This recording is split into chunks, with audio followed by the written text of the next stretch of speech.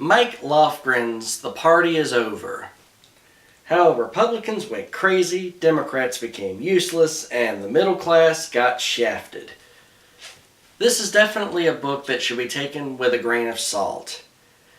What you have here is an ex-moderate Republican who, over the years, his political views shifted further and further to the left, while the Republican Party's views shifted further and further to the right. He was nonetheless a Republican, and he worked in government until I think around 2008 or so. I know he worked during much of the Bush administration. And the frustration just built up inside him, and it eventually resulted in what here is essentially a New Progressives rant about our political structure and our political culture. There are some very interesting, some very good points made in here, but you have to get through all of his rage to see that. Early in the book, he does make some excellent points. He makes some solid criticisms of today's neoconservatives. He does have a rough idea of what conservative philosophy is, and he points out the many inconsistencies in the neoconservatives who currently dominate the Republican Party. One particular example I'll hold up is same-sex marriage. Traditional conservatives believe in states' rights. Neoconservatives will claim they believe in states' rights, yet they want a national ban on same-sex marriage. That's certainly noteworthy. Much of the book, he talks about his position as an insider in Washington.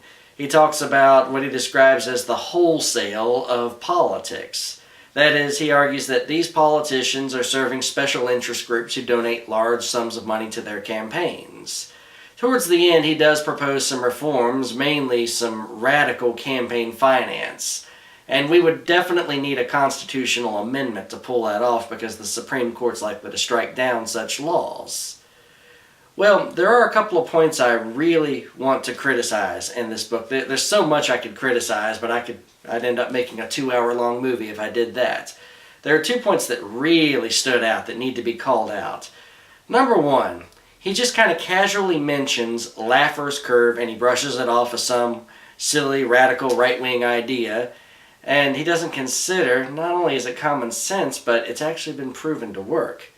Laffer's curve is essentially the theory that if you continue raising taxes, government revenue actually starts to go down because people just don't want to make so much money if the government's going to take nearly all of it.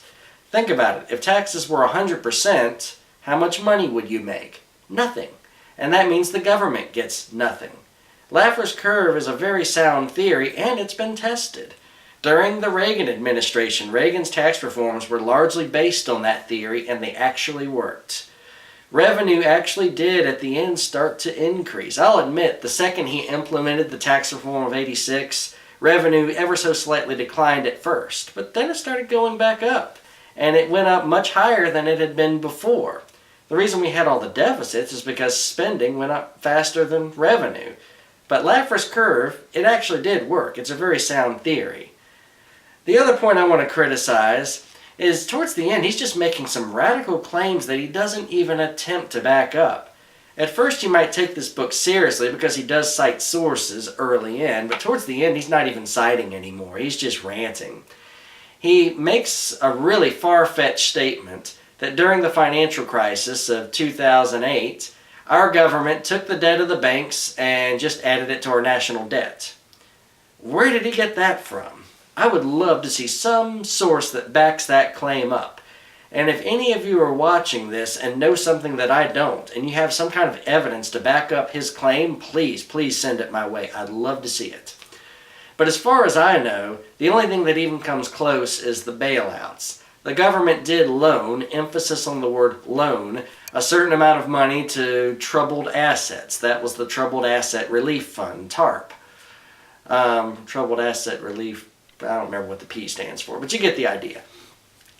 Most of that money, however, was paid back with interest. Very little of it was actually added, therefore, to our national debt. And we might still get back the rest of it, who knows?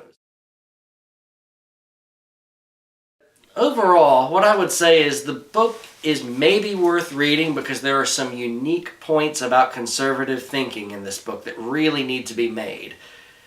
I would love to, in this post-Cold War era, get people to start thinking of philosophies in a new way rather than being trapped in the traditional left-right paradigm that defined the Cold War period.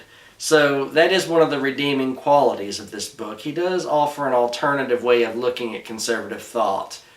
But I am not going to recommend this as some great reliable source. It's definitely not. Many of his points he does not back up. So, like I said at the beginning, take it with a grain of salt.